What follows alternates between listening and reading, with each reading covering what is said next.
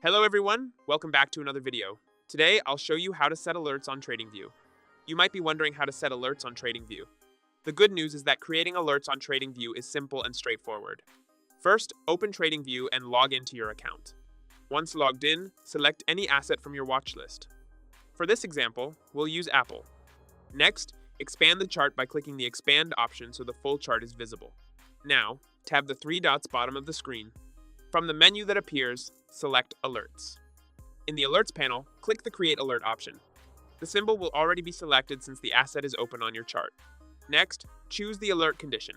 You can set alerts based on price movements such as crossing up, crossing down, greater than, less than, or other conditions.